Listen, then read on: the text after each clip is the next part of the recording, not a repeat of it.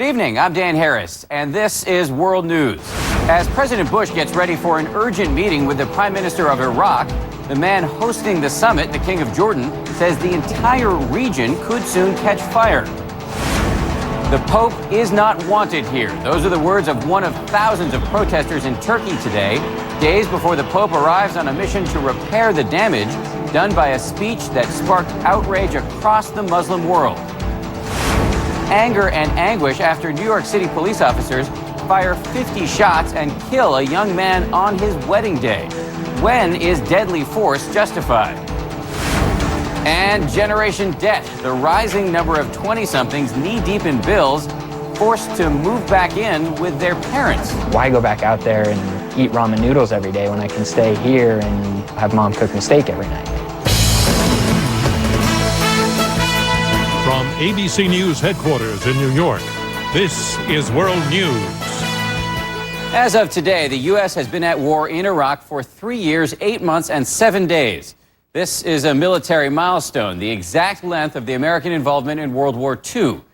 President Bush leaves tomorrow for a round of global diplomacy, part of an unprecedented White House push to try to stop this savagery in Iraq. Last week was one of the bloodiest yet. One Mideast leader warned today the future of the entire region hangs in the balance. We begin our coverage tonight with ABC's Jeff Morrell, who's at the White House. Desperate for help with Iraq, the Bush administration is fanning out across the Middle East. Vice President Cheney called on the Saudis Saturday. This week, Secretary of State Rice meets with the Egyptians, and President Bush travels to Jordan. The patient is, flatlining. The situation is getting worse, and everybody's scrambling to do whatever they can to stabilize the situation. For his part, President Bush is meeting with Iraqi Prime Minister Nouri al-Maliki and Jordan's King Abdullah.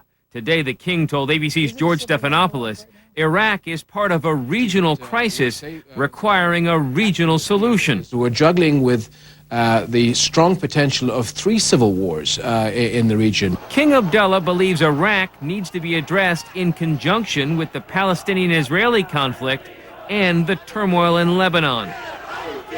It is time that we really take a strong step forward as part of the international community and make sure we avert the Middle East from a tremendous crisis that I fear and I see could possibly happen in 2007. The White House went into Iraq believing toppling Saddam Hussein would cure all the region's ills, but now seems willing to work on a more comprehensive solution.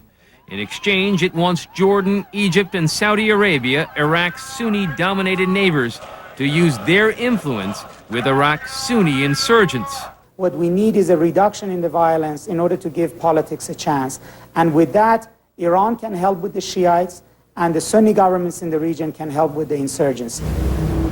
Far from helpful, Iran's Shiite government has been fomenting unrest in Iraq, Lebanon, and the Palestinian territories. The question now, Dan, will the Bush administration try to engage Iran, as the Iraq Study Group is expected to recommend, or try to contain them, as the Bush administration would prefer? And as we know, the Iraqis are not waiting. The president of Iraq heads to Iran tomorrow for talks. Jeff Morrell reporting for the White House. Jeff, thank you. In Iraq today, the nation's most powerful politicians, led by the Prime Minister, Nouri al-Maliki, went on national television to call for calm. And it did not seem to have much effect. ABC's Hillary Brown is in Baghdad for us tonight. Dan, in an act of desperation, Iraq's Prime Minister Nouri al-Maliki pleaded with the country's politicians today to stop the bloodshed, since he himself seems unable to do so. This afternoon, he visited Sadr City, the scene of Thursday's car bomb massacre by Sunni insurgents, to express condolences to the relatives of some of the 230 victims. As he drove away, his motorcade was stoned. Sadr City, a Shia stronghold, is where he's supposed to draw his support. Earlier, Maliki went on national television along with Kurdish and Sunni leaders, promising to track down those responsible for the outrage. The three called for an end to the sectarian conflict, which some say has descended to a low-level civil war. Maliki has been under pressure from the U.S. to crack down on the militias. They have infiltrated the police and, to a lesser extent, the army. More and more people now look to the militias for protection. This will doubtless come up in his meeting with President Bush in Jordan on Wednesday, where the stakes have become very high. And like an evil omen, black smoke billowed over eastern Baghdad today after a mortar strike on a U.S. forward base, in spite of a 24-hour, 3-day curfew that was meant to stop such acts of violence. Dan? Hillary Brown in Baghdad. Hillary, thank you. And turning now to the hostile reception awaiting Pope Benedict, who is about to make his first visit to a largely Muslim country. Protests in Turkey have been growing in size and ferocity by the day, and the Pope doesn't even get there until Tuesday. His mission is to try to mend fences after making a speech 2 months ago that linked Islam and violence. ABC's David Wright is in Istanbul tonight. David? Good evening, Dan. This is not only the Pope's first trip to a Muslim country, but it's his first trip abroad since the furor erupted over his controversial remarks about Islam and violence. And today, an estimated 25,000 people took to the streets to say the Pope is not welcome here. Benedict has been on the defensive ever since a speech he gave September 12th at Regensburg University, his alma mater in Germany. In it, he suggested that Islam is inherently violent. He quoted a medieval theologian who said that, among other things, the Prophet Muhammad spread his faith at the point of a sword. And Benedict has since distanced himself from the quote, but not from the sentiment. Today, Benedict was upbeat about his upcoming trip, telling the crowd at St. Peter's Square that he was expressing his esteem and sincere friendship for the Turkish people. But that context, combined with the larger conflict taking place between the Islamic and the Christian worlds, makes this a hugely important trip.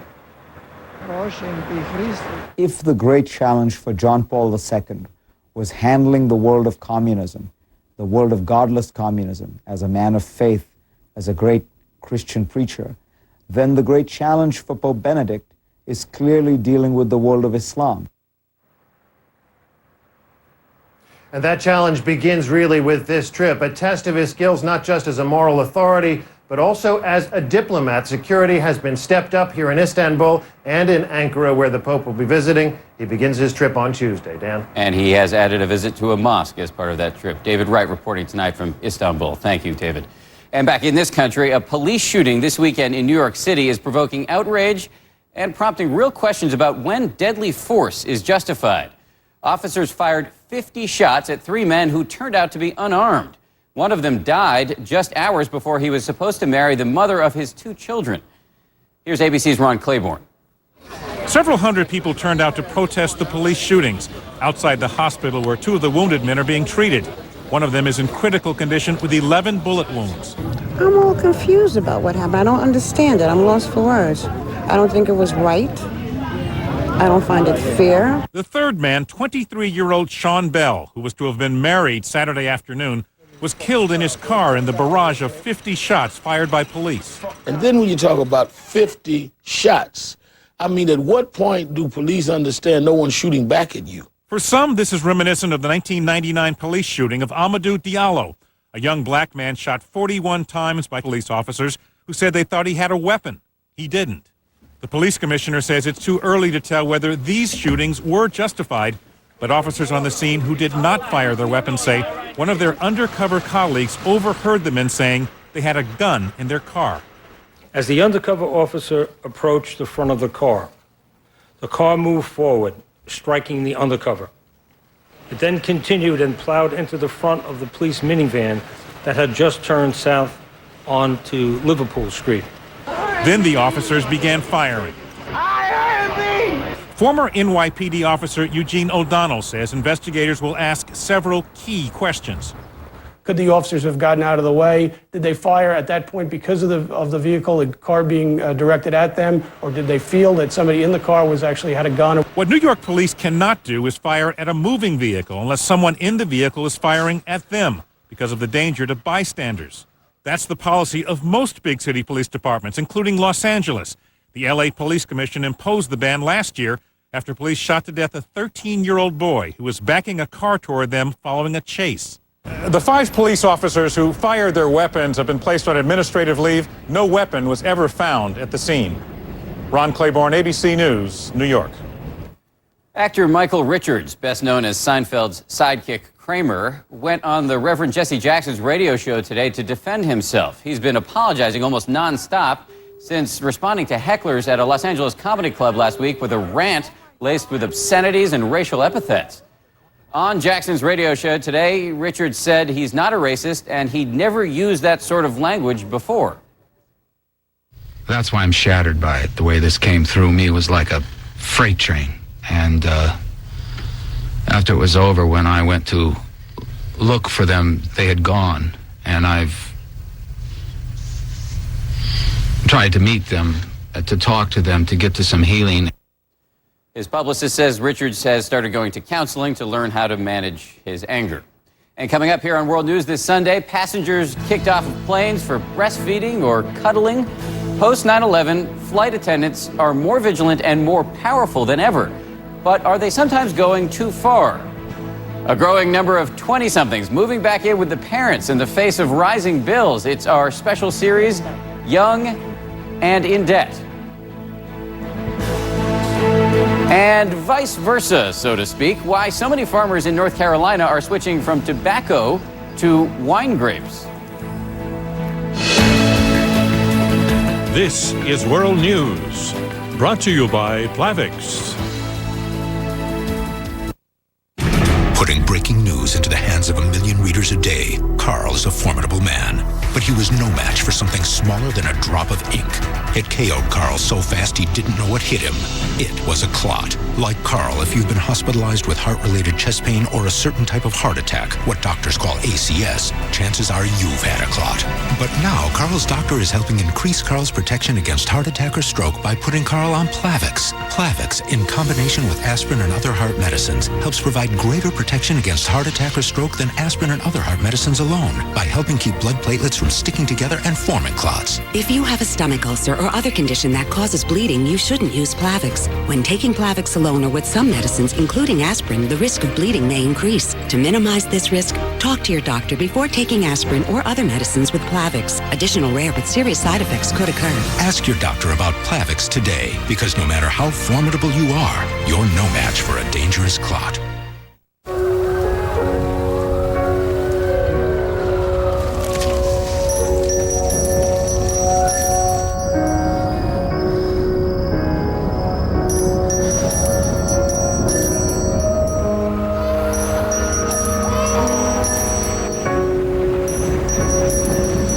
Wherever good can overcome, that is where your contributions to the Salvation Army go.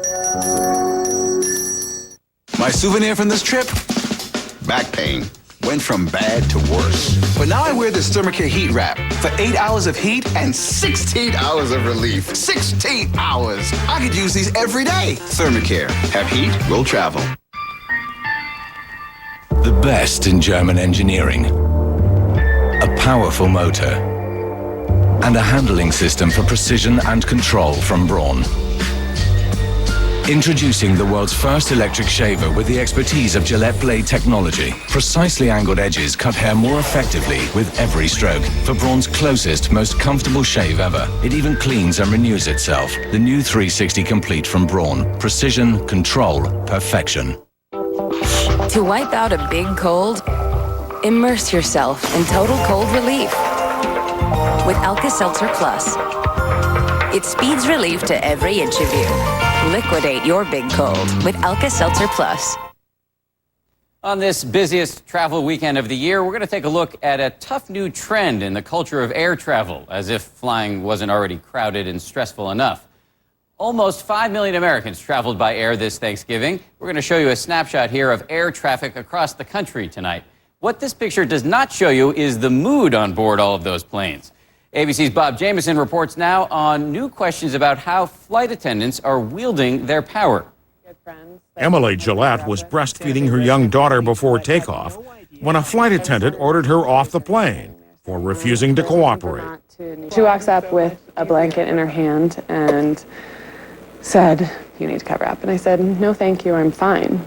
And she said, and I quote, "You are offending me." On a recent Southwest flight, a couple whose snuggling may have gone too far was arrested for violating the Patriot Act. This is the sort of thing that looks to me very much like a misuse of the authority. The holiday crowds are adding stress this weekend for both passengers and airline employees. Since 9/11, there is little tolerance for things once ignored. flight attendants say they are the ones who must keep order on packed planes. You're in a confined space for a little amount of time, and you want to not only protect yourself, but you want to protect the other people that are around you as well. You can tell the captain that something makes us feel uncomfortable, and that's pretty much all we need to kick somebody off the plane. Passengers may be getting the message. The number of unruly incidents peaked 2 years ago at 304. There have been fewer than 100 this year. Please leave our ticket counter right now. But a recent incident in Minneapolis, where 6 Muslim community leaders were kicked off a U.S. Airways flight apparently without provocation, means the problem hasn't gone away. Every single airline needs to be training all the cabin crew members in the nuances of the law and exactly how far they should go to the greatest extent that they can. And that kind of training is not being done today. Training to distinguish a threat from a nuisance. Bob Jameson, ABC News, New York. And when we come back, all the comforts of home and plenty of discomfort as well. Financially strapped adults moving back in with mom and dad. I'm Montel Williams. The Partnership for Prescription Assistance is traveling to all 50 states, making stops to help people pay for their medicine. I was in a lot of pain. I wasn't able to afford my medications, and PPA gave me back my life. This past year, America's pharmaceutical companies gave away more than $5 billion worth of medicines to people in need. It has been a lifesaver for me in more ways than one. If you need help, just call 1-888-4PPA now. The Partnership for Prescription Assistance, on the road to helping you. If you're concerned about catching a cold or the flu this season, here's an idea. Move to a deserted island and avoid other people for 6 months.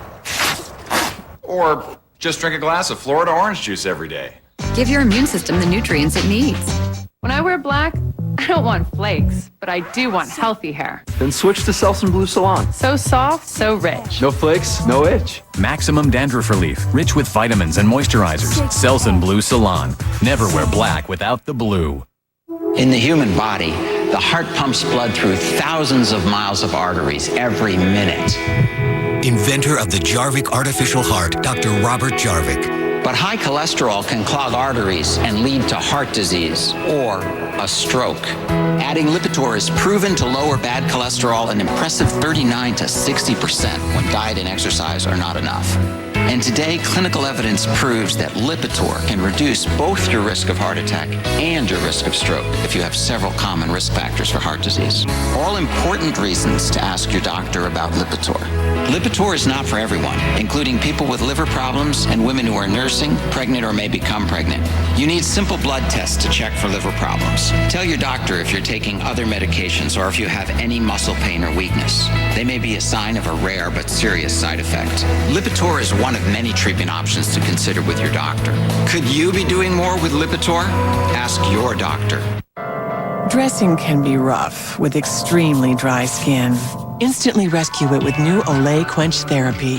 It locks in moisture so relief of dry, itchy skin starts immediately. It's rescue therapy. Olay Quench Therapy. Science suggests vitamin D is a key to calcium absorption, which helps keep bones strong.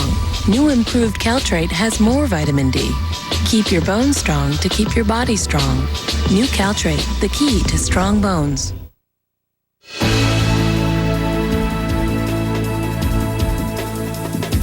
And tonight, empty nests filling back up again. More 20-somethings are moving back in with mom and dad because of crushing debt. College loans and credit card bills have created a national crisis. As ABC's John Berman reports in our series, Young and in Debt, this credit crunch is creating a whole new population known as the boomerang kids. 25-year-old Todd Townsend lives in a beautiful farmhouse in New York's Adirondack Mountains. The property line is basically the trees. But he's not living there because he wants to. I really pushed and tried to figure out what other situations I had at my fingertips. Where else could I go? What else could I do? Todd is $50,000 in debt, mostly from student loans. After struggling as an actor with credit card companies on his tail, he moved back in surprise everybody and with his mother. When we sneeze or snore in the middle of the night, we hear each other. She's right there. She's right next door. You share a bathroom with your mother? Yeah, there's only one bathroom in the house. We share a tub. We were talking about that earlier. Not at the same time, but we're That's both. not this kind of story. Since 1970, the number of young adults moving back home has increased 50%. At some point, nearly 1 in 5 20-somethings moves back in with his or her parents. Why spend a lot of money on rent as a young 20-something when you're still trying to pay off educational debt? You may be trying to just start off on the right foot financially. Sometimes there is more to think about than just yourself. 25-year-old casino worker Joe Canably is also deep in debt, and he has a wife and daughter. Joe, wife, and daughter all moved in with his mother outside St. Louis. Maybe other people can view you as a failure because you couldn't, hack it living on your own. But when the bills are so high and you have a family now, sometimes it's the only way to go. Moving back home can provide some financial relief. You get free food and laundry, but there are some pretty serious drawbacks. If I meet a girl while I'm out with my friends, the first thing I'm going to say to her isn't, I live at home with my mom. And it's not sexy. And it's not sexy at all. For parents, this can be an unexpected cost just when they thought they were done paying their kids' expenses. Come here. Todd's mother is actually charging him minimal rent, but the biggest challenge is allowing space. I'm always jumping up and sitting down and moving around and doing things, so he was yelling at me because I was doing his laundry. I think my exact words were, "Mom, I'm a grown man. Let me do my own damn laundry." Todd now has a job at a hotel and is starting to dig himself out of debt. He is grateful for the safe haven his mother provided, but wants out as soon as possible. If I'm here in a year, I hope that somebody, a friend or brother or even my mom, kicks me out. I hope somebody shows up and drags me out of this house. John Berman, ABC News, Keene, New York. Mom, if you're watching, you can still do my laundry. Moving back home, by the way, can be tricky business for adult children and their parents. You can find ideas to help make it easier, including, get this, a contract that both generations can sign on our website, which is abcnews.com. And by the way, USA Today, our editorial partner in this project, continues the reporting in tomorrow's paper. Also on our website, an update on a story we told you about last Sunday, which has generated an extraordinary response. The Kansas City Secret Santa, who has spent years giving away cash to total strangers and is now fighting cancer. So many of you sent emails asking about how you can help that we posted new information about how to get in touch and how to contribute. And you can find that again on abcnews.com. Up next, Tobacco Road turning into wine country and bringing in a bumper crop of tourists. For everyday shower cleaning at the touch of a button, Scrubbing Bubbles Automatic Shower Cleaner. It covers your entire shower every day, which means it works like this. Cleaning mold and mildew stains, soap scum, even curtain scum. Cleans a dirty shower in days. Keeps a clean shower clean from day one, every day. Scrubbing Bubbles Automatic Shower Cleaner, made for your shower. S.C. Johnson, a family company. I want to treat my osteoporosis. I want to keep my bones healthy. I want to protect myself against fractures, especially at the hip. I can help.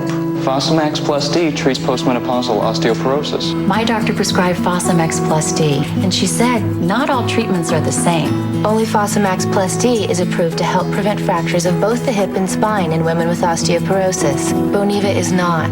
Protecting my hip is important to me. You should not use Fosamax Plus D if you have certain disorders of the esophagus, are not able to stand or sit upright for 30 minutes, have severe kidney disease, or low blood calcium. Before use, talk to your doctor if you have stomach or digestive problems and about any medications you're taking, including vitamins and supplements. It's not for vitamin D deficiency. Stop taking Fosamax Plus D and call your doctor right away if you develop new or worsening heartburn, difficult or painful swallowing, or chest pain, because these may be signs of serious upper digestive problems.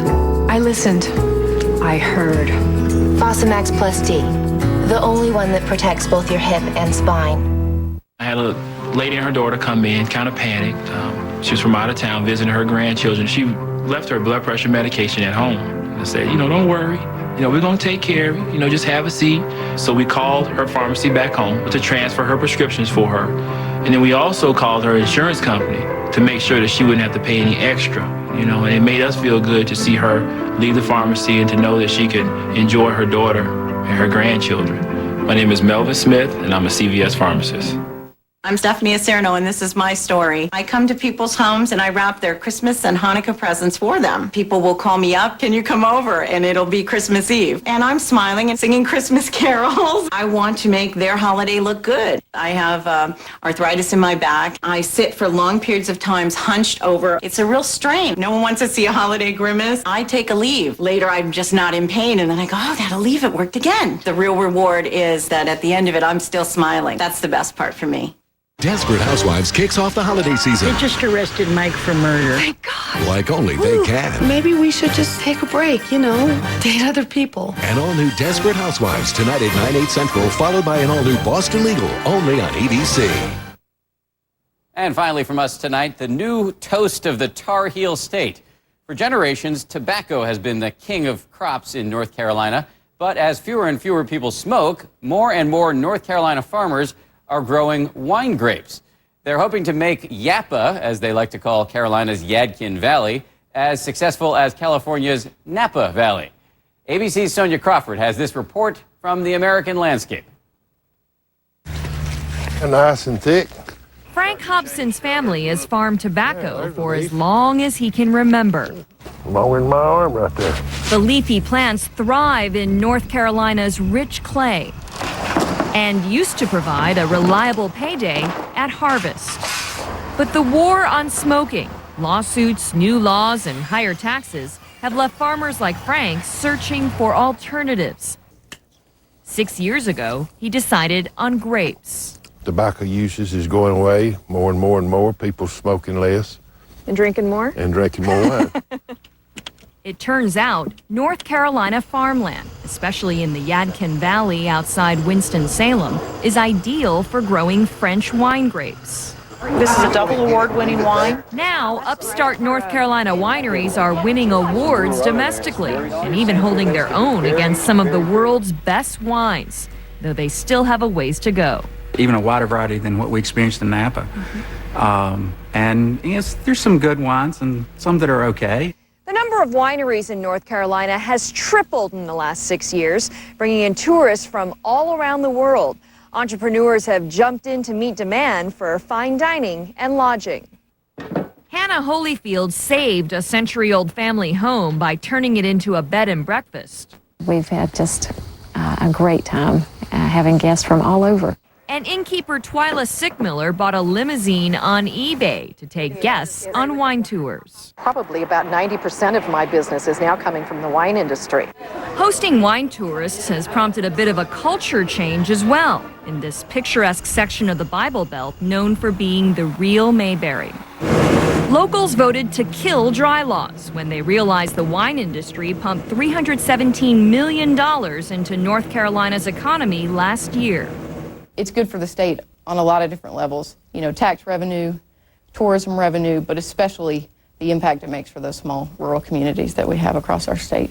Looks like a pretty good crop coming on. As Frank Hobson and his wife Lena point out, no one ever traveled here to look at their tobacco fields. The winemaker should be very pleased. Sonia Crawford, ABC News, Boonville, North Carolina.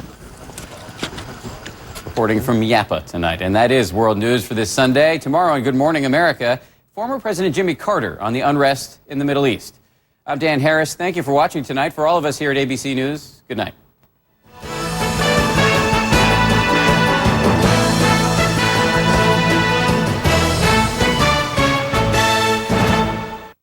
He's at it again. So maybe you're cheap. Wednesday, John Stossel's taking on billionaires and all those trendy, lavish charity balls. You should give more. Cheap in America. Who gives? Who doesn't? Just wait until you see. A 2020 special Wednesday at 10. Next on K2 News. Side streets are slick here in the gorge. Several vehicles have slipped off the highways here in Hood River County. Coming up, find out the different ways people are digging out. On Mount Hood, it's lots of snow, spinning wheels, and tire chains. We'll tell you how people are dealing with all the snow and what they're doing to get ready for more.